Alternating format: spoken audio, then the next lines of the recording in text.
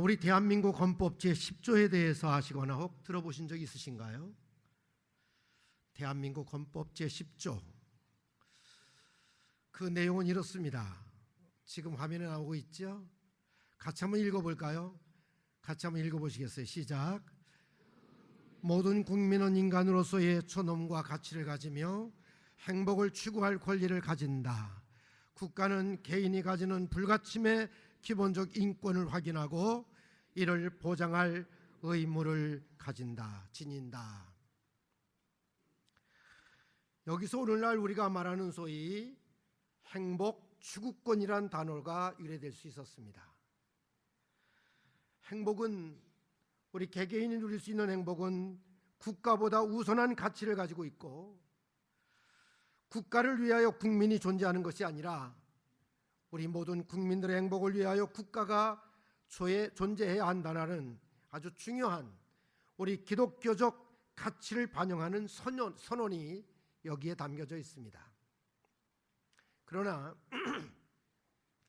우리는 그동안 어쩌면 우리가 누려야 될, 또 우리가 누리고 싶어하는 이 행복을 한낱 우리가 추구하는 자연스러운 본능 정도로만 생각했지, 어떻게 해야 우리가 행복할 수 있는 건지, 이 행복에 대하여 연구의 대상으로 생각지를 못했습니다.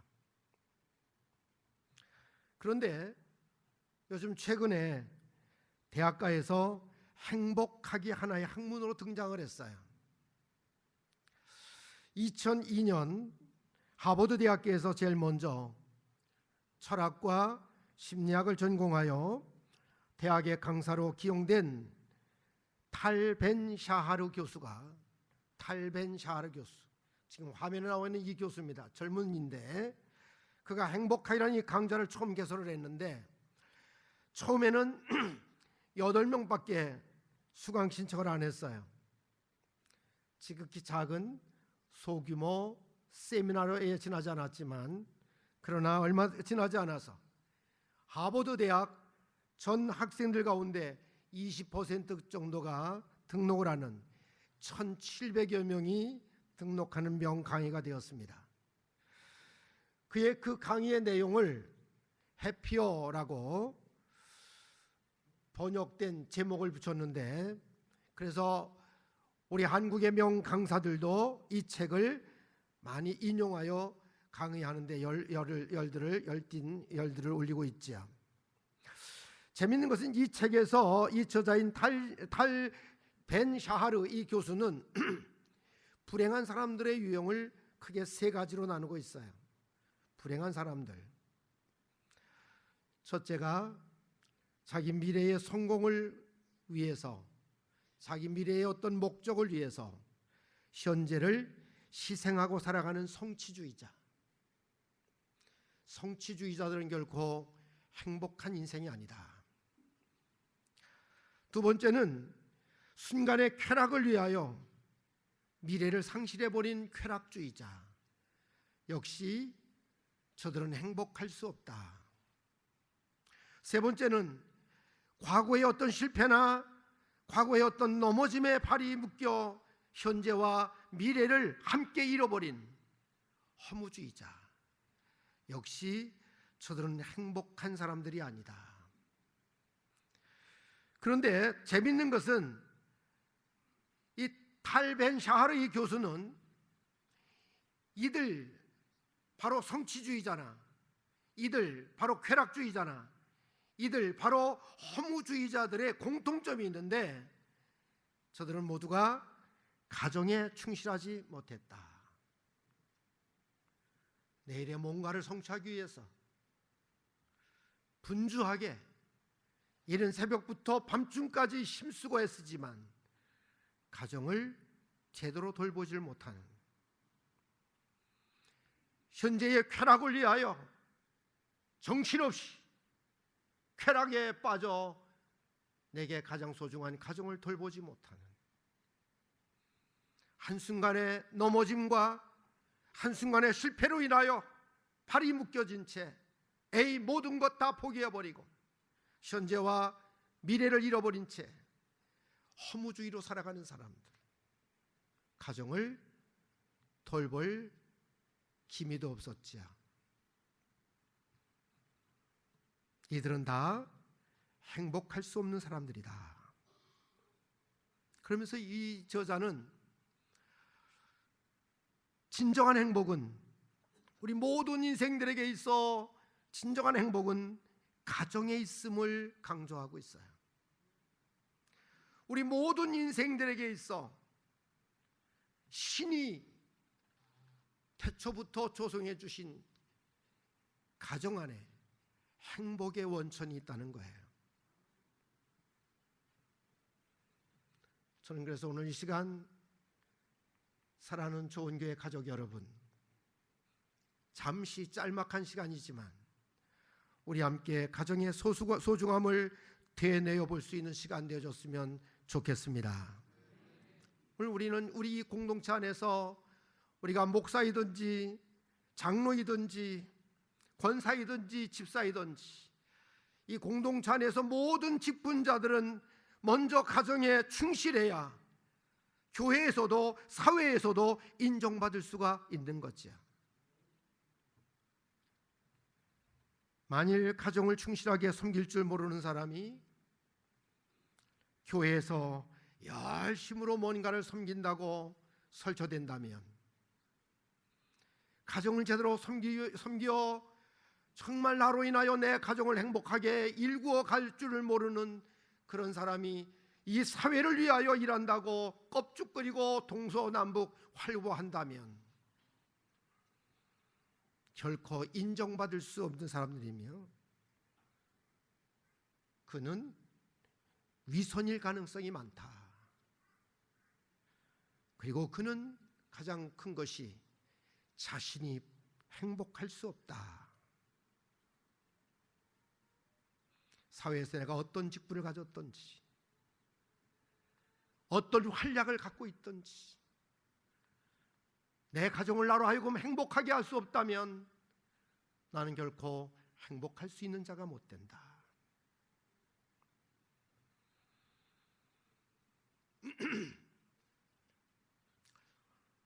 나 때문에 내 남편이, 나로 인하여 내 아내가, 나로 인해서 내 자녀들이, 나로 인하여 나의 부모님이 즐겁고 행복할 수 있을 때 비로소 진정한 삶의 가치와 의미가 있고 우리는 행복자가 될 수 있음을 다시 한번 우리 마음속에 을조릴 수 있게 되기를 주님의 이름으로 축원합니다.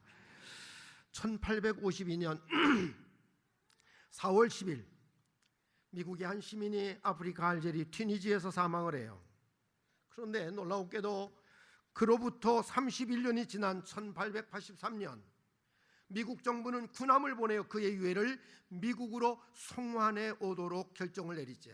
드디어 그의 유해가 미국 뉴욕에 도착하던 날, 뉴욕시가 생긴 이래 최대의 인파가 바로 뉴욕 항구 이 부두에 몰려들었다고 합니다. 군악대의 연주와 군계포 소리가 울립니다. 당시 미국 대통령이었던 제스터 아더 대통령과 그리고 여러 국무위원들을 포함한 수많은 인파가 도열한 가운데 이 사람의 유해를 실은 군함이 고동소리를 울리며 입항하고 있었어요. 그런데 매우 흥미롭고 놀라운 사실은 바로 이 주인공이, 이 유해의 주인공이 유명한 정치가도 아닙니다. 개선 장군의 군인도 아닙니다. 뛰어난 과학자도 아니에요. 탁월한 작가도 아닙니다. 그는 단지 평범한 시민의 한 사람일 뿐이에요. 그렇다면 무엇이 그토록 미국 전 국민들의 관심을 집중하게 만들었을까요? 그것은 바로 그가 작사한 단 한 곡의 노래 때문이었어요. 그 노래의 가사가 미국인들뿐만 아니라 전 세계인들의 마음속에 이 세상에서 무엇보다도 가장 소중한 가치를 지닌 것, 그것이 가정인 것을 일깨워주는 마음속에 깊은 메시지를 띄워주었기 때문이에요. 그 노래는 이렇게 시작합니다. 즐거운 곳에서는 날 오라 하여도 내 쉴 곳은 작은 집, 내 집뿐이리. 꽃 피고 세우는 집 내 집뿐이리. 홈 스위트 홈의 작사자인 존 하워드 페인이 그 유해가, 홀로 방황하다가 아프리카에서 죽은 그의 유해가 미국 뉴욕항에 당도하는, 입항하는 이야기였습니다.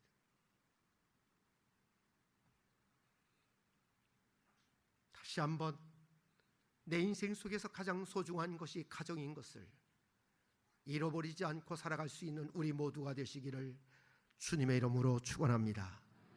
결혼 10년 차 생활을 하고 있는 30대 후반의 젊은 대학 전임 강사가 젊은 대학 전임 강사예요. 이제 2년 차 개학한 강사예요. 제가 우리 침신대학교 이사 일을 좀 하고 또 3년 동안을 이사회 법인 감사로 있었어요. 그래서 학교 운영에 대해서 대충 파악이 됐는데, 이 교수들 임용이 그렇습니다. 제일 먼저 전임 강사, 그것도 탁월한 박사 논문을 심사한 뒤에 이 사람이라면 괜찮겠다. 정말 30대 1, 40대 1에 하나로 전임 강사로 취업이 되면 2년 동안 계약직입니다. 2년 뒤에 다시 그의 논문이 어떤 권위 있는 학술지에 게재도 되고 이런 공적을 보아서 2년 동안 재계약할 수가 있어요. 빠른 사람은 전임 강사 4년 만에 부자가 붙을 수 있습니다. 그러나 그건 진짜 하늘의 별 따기예요. 삼수도 할 수 있고 아주 탈락할 수도 있어요. 다행히 운이 좋아서 4년 만에 부교수가 됐다면 3, 4년 더 부교수로 근무하다가 부자가 떨어져요. 그러면 정교수가 됐을 때는 그때는 학교 당국의 이사장이라도 그를 함부로 대할 수가 없어요. 그의 학문, 그의 논리를 바로 우리 교육부에서 인정하고 있는 거예요. 그냥 전임 강사 정도라고 하면 굉장히 하찮은 사람입니다. 이런 강사한 사람이 사회에 나가서 설문조사를 하러 다녔어요. 그는 종일토록 길거리를 헤매면서 만나는 사람들에게마다 마이크를 대면서 당신은 이 세상에서 무엇을 가장 소중한 가치로 생각하십니까? 오가는 이들에게 그것을 묻습니다. 그러는 가운데 그는 많은 사람들의 입가에서 가장 많이 나온 단어 5가지를 그가 얻을 수가 있게 되었어요. 그 단어들은 평화, 안식, 사랑, 희망, 그리고 믿음이었어요. 예컨대 어느 사업가에게 이 세상에서 무엇이 가장 소중한 가치를 가지고 있습니까? 이 사업가는 얼뜬 마다치 아니하고 쉽게 튀어나오는 말이 그건 믿음이 아닐까요? 어린 학생들에게 물어봤어요. 고등학생에게 물어봤을 때 이 학생들은 다른 것 생각할 여유 없이 그것은 희망이 아닙니까? 길을 지나가던 한 쌍의 여인에게 물어봤을 때 저들은 그 자리에서 사랑이에요. 온종일 일에 지쳐 퇴근길에 있었던 한 근로자에게 물어봤을 때 그 근로자의 무거운 입에서는 그것은 한식이 아니겠습니까? 지나가는 늠름한 한 병사에게 물어봤어요. 그랬더니 그 병사는 두 팔을 벌리면서 평화가 아닙니까? 온종일 인터뷰를 하느라 고단해진 이 젊은 교수는 지친 몸으로 이제 집에 돌아왔습니다. 그는 기진한 몸으로 자기 집 아파트 초인종을 살짝 눌렀는데 그 순간 안에서 아빠 하면서 달려나와 어리 딸이 달려나와 그의 어깨에 매달리는 광경에 그 눈동자를 보면서 온종일 지나가는 모든 사람들에게 인터뷰했을 때에 들렸던 음성, 믿음이라는 단어를 머릿속에 떠올리게 돼요. 바로 이어서 아들 하나가 문을 열며 뛰어나오면서 아빠, 나 오늘 우리 반에서 4등 했어요 라며 뛰어나오는 아들의 그 모습을 바라보면서 그는 희망이라는 단어를 마음속에 생각하게 됐지요. 주방에서 손을 씻으며 나오는 아내가 정겹게 자기를 맞아주는 그 모습 속에서 사랑이라는 단어를 느끼게 됐습니다. 방문을 슬며시 여시며 피곤할 텐데 그만 식사해야지, 식사 준비 다 됐다며 나오시는 어머니의 그 모습 속에서 그는 안식이라는 단어를 떠올리게 됐지요. 잠시 후 사랑하는 가족들과 식탁에 둘러앉게 되자 갑자기 그는 자기가 바라본 집 한복판에서 온 가족들을 덮고 있는 평화라는 단어를 느낄 수가 있게 됐어요. 그는 온종일 사람들을 만나 인터뷰하면서 얻어냈던 가장 소중한 단어 5개의 가치관이었던 평화, 안식, 사랑, 희망, 믿음의 이 단어들이 직결되어 있는 이 지구상에서 유일하고 가장 특이한 공동체가 하나가 있다면 그것은 바로 내 가정이라는 이 사실을 확인할 수가 있었습니다. 그래서 그때부터 그는 행복의 원천인 이 가정사역의 전문가로 활약을 하죠. 그분이 바로 우리 대한민국 가정사역의 권위자인 송기론 박사이십니다. 이렇게 아름다운 가정 어떻게 이루어질 수 있을까요? 우리 힘으로는 안 되죠.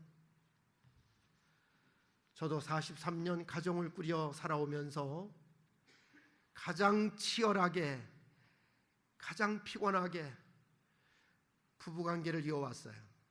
43년을 이어오면서 갈등도 많았고 다툼도 많았었어요. 그런데요, 이제 70이 되면서 내 인생 속에서 가장 고귀한 보물이 있다면, 가장 보배로운 이가 있다면 그것은 나의 아내라는 사실을 저는 10번, 100번 고백하지 않을 수가 없어요. 아내를 만난 것이 가장 큰 복이었고 그 아내와 더불어 삶을 일고 온 그 자체가 어쩌면 내 생의 잔을 넘치게 하는 만족함을 고백할 수 있는 가장 큰 동기가 아니었을까. 그렇다면 우리 힘으로 될 수 없는 이런 행복한 가정 어떻게 이루어갈 수가 있겠습니까? 오늘 본문의 말씀에서 우리가 너무나도 잘 아는 말씀이죠. 이방인 고넬료라는 군대 백부장의 가정에서 하나님이 기억하시고 복 주시는 이 가정의 그 모본을 우리는 여기서 발견할 수가 있게 돼요. 오늘 말씀을 우리 함께 다시 한번 읽어보실까요? 우리 씹어 먹듯이 오늘 말씀을 좀 더 여러분 좀 심려 있게, 심려를 기울여서 같이 한번 우리 함께 합독해 보기로 하겠습니다. 같이 한번 읽겠습니다. 시작. 가이사랴에 고넬료라는 사람이 있으니 이탈리아 부대라 하는 군대의 백부장이라. 그가 경건하여 온 집안과 더불어 하나님을 경외하며 백성을 많이 구제하고 하나님께 항상 기도하더니 하루는 제9시쯤 되어 환상 중에 밝히 보매 하나님의 사자가 들어와 이르되 고넬료야 하니 고넬료가 주목하여 보고 두려워 이르되 주여 무슨 일이니까? 천사가 이르되 내 기도와 구제가 하나님 앞에 상달되어 기억하신 바 되었으니 내가 지금 사람을 요바에 보내어 베드로라는 시몬을 청하라. 왜 청하라 했을까요? 계속 읽어나 보면 베드로 사도님을 모시고 그 가정에서 가정 예배를 드리죠. 말씀을 듣고 베드로 사도님이 축복 기도를 받는 그 순간 그 가정에 성령이 임하게 됩니다. 그래서 영성으로 가득한 가정이 되죠. 오늘 이 말씀을 통해서 발견할 수 있는 것은 고넬료의 가정과 같이 오늘 보면 이전의 말씀을 보면 경건되이 온 집으로 더불어 하나님을 경외할 때 하나님이 기억하시고 하나님이 성령으로 영성의 복을 주시는 가정이 됨을 성경은 우리에게 조명해 주고 있는 줄로 믿습니다. 그렇습니다. 온 집으로 더불어 경건되이 하나님을 경외하는 가정, 그 가정이 되어야 됩니다. 하나님을 경외하는 것, 여러분, 경외한다는 말이 무슨 말인지 아세요? 오늘 우리는 하나님을 믿고 살면서도, 하나님을 영접하고 모시고 살면서도 때로는 하나님을 없이 여길 때가 많잖아요. 대수롭게 여길 때가 많잖아요. 그러나 오늘 여러분, 하나님을 경외한다는 말은 하나님을 향하여 두렵고 떨림으로 그분을 섬긴다는 거예요. 여러분, 이해를 돕기 위해서 저는 외인의 가정에서 태어났습니다. 믿음이 없는 가정에 태어났는데 제 본향은 여기 탄현이에요. 근데 제가 어릴 때에는 우리 할아버지가 계셨어요. 우리 할아버지가 갓을 쓰시고 허연 두루마기를 입고 생활하셨는데 긴 단부대를 항상 갖고 다니셨어요. 온 집안에서 만약에 그 어르신 할아버지 마음을 좀 언짢게 했다라고 한다면 그 쇠로 되어 있는 그 재떨이가 있었는데 그 재떨이에 이 단무대로 땅땅 한번 두드리면 온 집안이 다 긴장을 했어요. 저희 아버님이 밖에서 그래도 마을 일도 하시고 막 그러셨는데 저희 아버님 밖에서 술 한잔하고 집에 들어오셔도 아버님이 계실 때는 끽소리 못하시고 술을 마신 척을 못하시고 절절절절 매시면서 조용히 아버님 방으로 들어가시는 모습을 보았어요. 집안에 어른이 계셔도 우리의 소년들은 그러셨어요. 지금은 모든 권위가 다 무너졌지만 바로 몇십 년 전만 해도 그랬어요. 바로 하나님을 경외한다는 건 그거예요. 하나님은 우리의 모든 것을 한 가지부터 10가지, 내 모든 생각, 내 모든 계획, 내 모든 포부, 나의 일거수일투족 낱낱이 다 보고 계시는 거예요. 하나님을 의식하며 살라는 거예요. 하나님을 정말 두렵고 떨림으로 섬기라는 거예요. 하나님을 만으로 여기지 말라는 거예요. 오늘 살아가시는 여러분, 진짜 하나님을 모시고 하나님을 섬기는 우리 모두가 되어줬으면 좋겠습니다.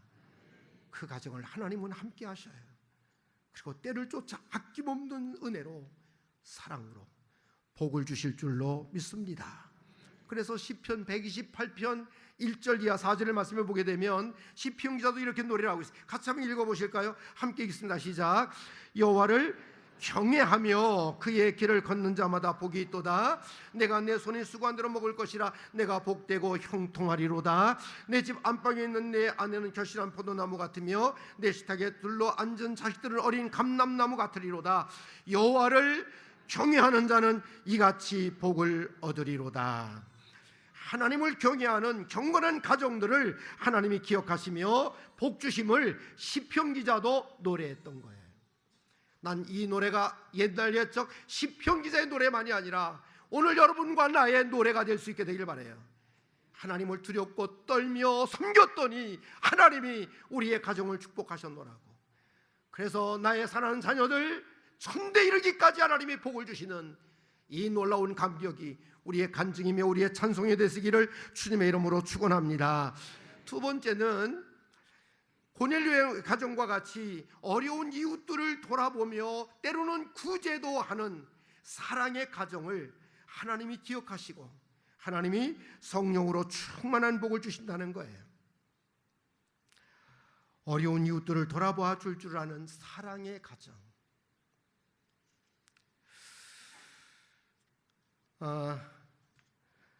저희 아이들은 제가 이 손자, 손녀들을 좋아하기 때문에 매주 애들이 오는데 항상 월요일 날 우리 가족 애들은 모이는데 어제는 특별하게 우리 딸네 가족이 내려왔어요. 그래서 우리 아들네 가족이랑 같이 어울려서 저희 집에서 우리 집사람이 만들어주는 음식을 같이 먹었는데 우리 사위 녀석은 아주 장모님 사랑을 받을 짓을 하더라고요. 되게 사랑은 사랑받을 짓을 자기가 해야 된다고 그러잖아요. 그렇지요? 예. 미운 사람 미움 받을 짓을 하고 사랑받을 사람은 벌써 사랑받을 짓을 하는 거예요. 난 여러분들이 하나님 앞에 사랑받을 짓을 하실 수 있게 되길 바랍니다. 이 친구 밥을 먹으면서 한다는 얘기가 세상에서 우리 장모님의 손끝만큼 맛있는 게 없었습니다. 이게 밥 한 끼 먹으면서도 그런 말을 하니까 우리 집사람 마음이 더 예뻐지잖아요. 그렇지요? 이 녀석은 나도 못하는 짓을 하는구나. 나도 우리 장모님 앞에 그런 말을 해보지 못했는데 저는 어려워서 그런 말을 못했어요. 그런데 이놈은 말 한마디라도 사랑받을 짓을 한다. 그런데 애들이 참 감사한 게 지금도 옛날에 나와 엄마와 같이 있었던 그 일들을 기억하고 그 일들을 소중히 여긴다는 거예요. 우리 딸애가 중학교 1학년 때인가 그때부터 한 서너 차례, 우리 아들은 5학년 때 명절에 저희 집에 과일 박스가 몇 박스가 들어왔는데 그 몇 박스를 들고 아주 다 낡은 봉고차예요. 막 잘못하면 문짝까지 떨어지는 중고차인데 그 차를 몰고 그리고 용주굴 평화원을 방문을 했어요. 그것이 계기가 돼서 거기 최대 원장님이 지금도 그렇게 많이 저를 예뻐해 주시고 사랑해 주셔요. 돌아가셨지만 이용순 목사님이 사랑을 참 많이 받았어요. 지금도 비록 아버지는 돌아가셨지만 그 아들 이기범 이사장이나 또는 이준하 교장이 굉장히 절친해요. 작년엔 저에게 전화를 해서 목사님, 원외 운영위원이 꼭 필요해요. 목사님이 좀 해주세요. 지금 세경고등학교 제가 운영위원이에요. 이름을 걸고 있어요. 그때 우리 아이들을 데리고 잠깐 그 고원에 가서 제가 아이들 20명 앉혀놓고 기도해주고 우리 집사람은 눈물이 워낙 많으니까 눈물 흘렸던 그 모습을 내 아들과 내 딸이 지금도 기억을 해요. 어쩌면 그때 그 모습 때문에 우리 아이들이 다 목회의 길을 선택했는지 모르겠어요. 우리 딸애는 미술을 좀 잘 그립니다. 지금도 지 엄마랑 닮아서 종종 미술을 그리는데 어려서부터 이 미술을 잘 그려서 너는 미대를 가라 그랬었는데 방향을 틀어 도리어 기독교 교육학을 공부를 하고 지금 사모가 됐어요. 진짜 신천중앙교회 담임 목사로 피택이 돼서 취임한다는 것은 아마 공개 채용을 하게 되면 아마 이력서가 아마도 줄잡고 300~400통은 들어갈 수 있을 거예요. 근데 온 성도들의 만장일치로 담임 목사로 재작년에 취임을 했죠. 늘 이 에미 애비의 마음속에 기쁨이 되어지는 그런 딸, 그런 사위예요. 우리 아들의 마음도 그렇습니다. 아들의 마음도 언제나 이 세상에서 누가 뭐라고 해도 아버지, 어머니가 가장 존경스러운, 그것은 다른 것 대중 것 없어요. 그냥 그 어린 시절에 또 평상시에 저에게는 집안에 어른들이 많다 보니까 자식이 없으신 백부님, 큰아버지, 어머니까지 모셨으니까 그분들을 이렇게 모시는 그 모습들을 보면서 그대로 닮아왔어요. 오늘 사랑하시는 여러분, 내 곁에 신음하고 있는 이가 있다는 것은 바로 나의 역할이 필요하기 때문이랍니다. 돌아보며 어려운 이에게 귀한 사랑의 손길을 내밀어 줄 수 있는 것, 그 인생을 하나님은 밝게 하시고 그 인생을 존귀케 해주시기를 원하시는 줄로 믿습니다. 그래서 시편 112편 5절 그리고 9절을 보시게 되면 같이 한번 읽어보실까요? 5절입니다. 함께 읽습니다. 시작. 은혜를 베풀며 구워주는 자는 잘되나니 그 일을 정의로 하리로다. 9절 계속해서 9절 내려가 보시면 시작. 그가 재물을 훑어 빈궁한 자에게 주었으니 그의 의가 영구히 있고 그의 뿔이 영광 중에 들리리로다. 그렇습니다. 교회는 잘난 사람, 똑똑한 사람 필요 없습니다. 똑똑한 사람, 잘난 사람들은 사람이 붙지 않습니다. 착한 사람이 필요합니다. 어진 사람이 필요해요. 그들에게 사람이 붙어요. 저희 교회는 진짜 똑똑한 사람들 많습니다. 특히나 교육자가 많아요. 전에 시장으로 계시던 유아선 집사님이 지금 경인여대 총장으로 있고요. 총장 대단한 겁니다. 그 밑에 석학 교수들이 102명이라고 그래요. 교장이 2사람이에요. 저희 현재 교회 안에 내 막내 여동생이 한빛고등학교 교장이고, 또 우리 박중관 목사님이 목사인데 예일여고의 교목실장으로 있다가 이번에 환일고등학교에 작년에 교장으로 발령을 받았어요. 농협대학의 교수가 있습니다. 우리 박동신 안수 집사님은 중학교 3학년 때부터 우리 교회에서 자라서 일찍이 아버지를 여의고 가난 속에 살아서 농협의 공개채용시험에 합격을 했다가 계속 고대에서 경영학과에 공부를 해서 박사 학위를 받자마자 바로 농협대학의 교수가 됐어요. 그러고 보니까 교사들만 13명인가 그래요. 평교사들만. 똑똑한 사람들입니다. 이런 것 저런 거 판단하고 비판하고 이런 사람들이에요. 저는 그들의 길을 다 꺾어놨어요. 똑똑한 사람들, 자기 기준이 결코 옳다고 생각하지만 그게 옳은 게 아니에요. 자기 판단이 옳은 게 아니에요. 오늘 우리는 우리 자신을 부인하고 주님의 뜻을 따라가야 되는 거예요.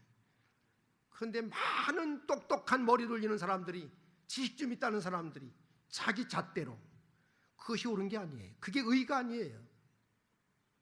오늘 우리는 오직 하나님이 원하시는 뜻, 하나님이 온전하신 뜻, 기뻐하시는 뜻, 하나님의 선하신 뜻이 기준이며 그것이 잣대가 되어야 될 줄로 믿습니다. 내 생각이 아니에요. 내 판단이 아닙니다. 그걸 부인해야 돼요. 절대로 내 판단이 맞는 것이 아니에요. 저희 교회에서는 확실하게 그렇게 똑똑하고 콧대 높았던 유아선 집사도 콧대 폭 들어갔어요. 양과 같이 겸손해요. 매 시간마다 우리 아들의 설교, 자기 아들보다도 나이가 더 어린 그 메시지를 다 메모를 해요. 학교 가서 인용을 한다고. 그렇습니다. 절대로 제 아무리 많은 지식이 있다 할지라도 똑똑한 사람들, 잘난 사람들 교회에서는 필요 없습니다. 교회에서는 어질고 착하고 온유한 사람들, 하나님의 온전하신 뜻을 따르고 하나님이 기뻐하시는 뜻을 따르고 하나님의 선하신 뜻을 따르는 사람들, 그들에게서 하나님은 열매를 풍성하게 맺게 되시기를 원하시는 줄로 믿습니다. 그들과 함께 하십니다. 오늘 좋은 교회 사랑하는 교회 가족 여러분, 난 여러분들이 정말 어려운 이웃들을 돌아보며 난 이 좋은 교회 가요. 내가 진짜 굉장히 존경하는 사람 중에 한 사람이 김백현 목사입니다. 탁월한 기획력 있고 제가 할 수 없는 거예요. 추진력 있고 오늘 교회를 그 정말 무너진 상태에서 이만큼 일궈놓은 것 아무나 할 수 있는 것이 아니죠. 하나님이 저와 함께하는 것을 저는 보게 됩니다.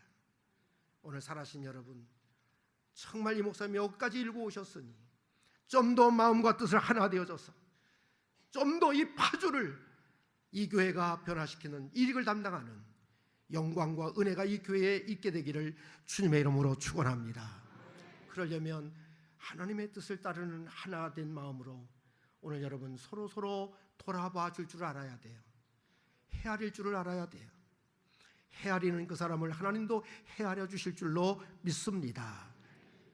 그래서 어려운 이웃들을 돌아봐 주며 선한 손길을 펼칠 수 있는 사람들, 그들은 그들 자신뿐만 아니라 그 자녀들까지도 잘 되어지는 것을 오늘 시편 기자도 노래한 줄로 믿습니다. 마지막 세 번째로 고넬료의 가정과 같이 늘상 교회에 다니는 모든 성도들에게 귀가 따갑도록 듣는 소리, 항상 기도하는 가정을 하나님은 기억하시고 흡족한 은혜들로 복을 주실 줄로 믿습니다. 항상 기도하는 사람들, 고넬료의 가정은 항상 기도하였더니 하나님이 기억하셨다 그랬어요. 하나님이 기억하셨다. 하늘의 하나님이 이 지구촌 수많고 많은 바닷가의 모래알과 같이 헤아릴 수 없는 많은 사람들 가운데 나를 기억하시는 거예요. 그것은 바로 나로 하여금 항상 내 심장의 고동소리와 함께 내 속에서 주의 이름을 부르는 거예요. 아침에 잠에서 깨어나면 침대에서 이불을 제치면서 하나님, 오늘도 나에게 산을 주신 것을 감사해요. 오늘 나의 스케줄 이런 일을 할 거예요. 하나님 동행해 주세요. 하나님, 오늘도 많은 이들에게 유익을 주며 살아갈 수 있는 한 날 삼아 주세요. 우리는 이불을 제끼면서 기도부터 출발을 해야 돼요. 여러분, 정말 화장실에 들어가서, 욕실에 들어가서 양치를 하면서 앞에 있는 거울을 바라보면서 나를 바라보면서 축복할 필요가 있잖아요. 그걸 자해라고 그래요. 나를 사랑한다면 그냥 방치해둘 필요가 없잖아요. 내 생김새가 못났든 잘났든, 키가 크든 작든, 내가 많이 배웠든 못 배웠든 상관없어요. 하나님은 그것 가리잖아요. 우리는 앞에 있는 거울에 비춰지는 내 모습을 바라보며, 하나님, 못난 놈입니다. 부족한 놈입니다. 가련한 인생입니다. 아무것도 없는 초라한 인생입니다. 그러나 하나님이 계시기에 복을 주시옵소서. 하나님이 나와 함께 해주세요. 야고보서 기자는 뭐라고 외쳤어요? 너희가 얻지 못하는 것은 다툰다고 싸운다고 얻어지는 것이 아니다. 너희가 얻지 못하는 것은 구하지 않았기 때문이다 그랬잖아요. 그렇습니다. 우리는 잠에서 깨어나면서부터 또 욕실에서부터 우리는 우리 자신을 위하여, 저는 화장실에 쭈그리고 앉아서 기도를 참 많이 해요. 내 영이 가장 맑을 때가 그때예요. 그때는 정말 하늘 이 끝에서 저 끝까지 우리 교회에 소속되어 있는 모든 성도들을 쫙 돌아볼 수가 있게 되고요, 누구보다도 내 자녀들을 생각할 수가 있게 돼요. 오늘도 저들의 사역 가운데 함께 해주세요. 축복하게 돼요. 그렇습니다. 쉼 없이 항상 기도하는 사람들, 하나님은 고넬료의 가정과 같이 그 가정에 성령으로 영성이 있게 해주실 줄로 믿습니다. 시편 기자도 보면 시편 107편 4절 7절의 말씀을 보게 되면 같이 한번 읽어볼까요? 함께 읽어보시겠어요? 시작. 그들이 광야 사막길에서 방황하며 거주할 성을 찾지 못하고 추리고 목이 말라 그들의 영혼이 그들 안에서 피곤하였도다. 이에 그들이 근심 중에 여호와께 부르짖으매 그들이 고통에서 건지시고 또 바른 길로 인도하사 거주할 성읍에 이르게 하셨도다. 방황 가운데서도 기도할 때는 바른 길로 인도해 주시겠다. 좀 더 내려가 보시면 시편 107편이 다 그래요. 다 어려운 고초 가운데 저들이 부르짖어 기도했을 때 하나님이 구원하시고 하나님이 인도하시고 하나님이 저들을 도우셨다. 그것이 계속 나오는데 27절 30절 내려가 보세요. 함께 읽어볼까요? 함께 있습니다. 시작. 취한 자같이 비틀거리니 그들이 모든 지각이 혼돈 속에 빠지는도다. 이에 그들이 그들의 고통 때문에 여호와께 부르짖으매 그가 그들의 고통에서 그들을 인도하여 내시고 광풍을 고요하게 하사 물결도 잔잔하게 하시는도다. 그들이 평안함으로 말미암아 기뻐하는 중에 여호와께서 그들이 바라는 항구로 인도하시는도다. 지각이 없어 광풍을 만났을 때에도 기도함으로, 방황 가운데서도 기도함으로 바른 길로 인도하셨다. 이걸 시편 기자가 노래하는데, 오늘 시편 기자의 이 107편의 그 기도의 그 찬양의 그 배경은 이렇습니다. 바로 이스라엘 백성들이 바벨로니아의 포로로 끌려갔어요. 그런데 메데 파사 제국이 일어나서 고레스 왕이 이제 바벨론을 무너뜨리고 그리고 포로로 끌려왔던 유대인들을 다 고국으로 돌아가도 좋다라는 이 칙령을 내리자 해방을 얻어서 이스라엘 백성들이 바벨로니아 땅에서 고국으로 돌아올 때, 이 가나안 땅으로 돌아올 때 저들이 통과하는 땅이 바로 광야 땅이에요. 사막의 땅이었어요. 여러분, 지금처럼 교통 수단이 좋은 것도 아니고 저들은 정말 황무지 같은 이 광야의 길을 걸으면서, 그 사막의 길을 걸으면서 저는 갈 바 방향도 모르고, 저들이 할 수 있는 유일한 도구는 오직 부르짖어 기도하는 것밖에 없었어요. 아무것도 먹을 것도 없이. 그러나 하나님께서는 그들을 어떻게 했어요? 그 방황 중에서도 기도할 때 바른 길로 인도해 주셨고, 지각이 없어서, 우린 지각이 다 없잖아요. 당장 내일 무슨 일을 만날지도 모르잖아요. 그래서 우리는 정말 순간순간 광풍을 만난다 할지라도 속수무책이었던 우리들이, 그러나 하나님께서 기도함으로 인하여 고요하고 잔잔하게 도리어 즐거이 기쁨으로 목적지 항구까지 당도하게 하셨다. 이걸 노래하고 있는 거예요. 오늘 살아신 여러분, 항상 기도하는 가정은요, 제가 경험했습니다만 혹 자녀들이 지각이 없어 방황 가운데 있다 할지라도 바른 길 가게 해 주실 줄로 믿습니다. 기도하는 가정은 혹 극심한 고통을 만난다 할지라도 구원하시며, 지각이 없어 광풍을 만났다 할지라도 고요하고 잔잔하게 목적지 항구까지 즐거이 인도해 주신다. 이 말씀이 여러분의 가슴 속에 새겨져 쉼 없이 여러분의 일상 속에서 기도의 호흡이 끊어지지 않게 되기를 주님의 이름으로 축원합니다. 축원합니다. 그래서 하나님을 경외하며 항상 기도할 수 있는 가정, 그 가정이 복된 거예요. 오늘 이 고넬료의 가정은요, 그 어떤 지성보다도 차원이 다른 행복한 영성으로 가득한 가정이 됨을 성경은 우리에게 조명해 주고 있어요.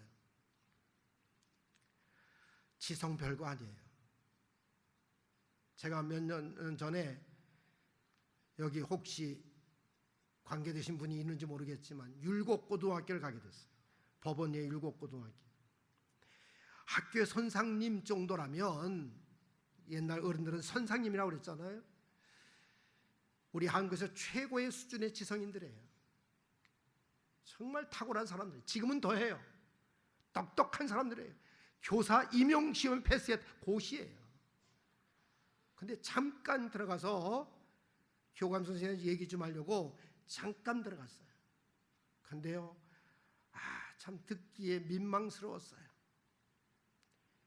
야, 내 자식들을 과연 저들에게 맡길 수 있나? 저들의 대화가, 김 선생 어제 곱게 갔어? 그애 참 엉덩이 크대. 어제 저녁에 술들 먹은 모양이야. 그 얘기를 하는데요, 진짜 말하기도 부끄러운 대화를 나누고 있더라고요. 인간이니까 그럴 수 있어요. 그것이 지성이에요. 여러분, 지성 별거 아니에요. 가장 중요한 건 우리에게 하나님이 주시는 영성으로 충만해야 될 줄로 믿습니다. 그래서 바로 우리 곁에 이 어령 씨 같은 분은 평생 지성을 추구해 살아왔지만 그의 나이 70이 돼서야, 물론 그의 딸로 인하여 예수님을 믿게 됐지만 그의 나이 70이 돼서야 지성의 세계보다 차원이 다른 영성의 세계가 있다는 사실을 발견하고, 그가 쓴 유명한 책이 있지, 지성에서 영성으로 라고 하는 책이 있어요. 저는 정말 이 책을 많이 여러 권 사서 유아선 집사에게도 선물을 해주기도 했는데 여러 분에게 나눠주기도 했어요. 여러분, 기회가 되신다면 지성에서 영성으로. 그래도 우리 한국에선 이어령 씨 그러면 지성인으로서는 다섯 손가락 안에 꼽히는 분이라고 그러잖아요. 문화부 장관까지 지내셨던 분이지요. 그분이 바로 이 책 속에서 이런 고백을 해요. 자기 신앙을 고백하면서 지성만을 추구했던 내가 지성의 세계보다 차원이 다른 영성의 세계가 있음을 내가 발견했노라. 사실은 그분은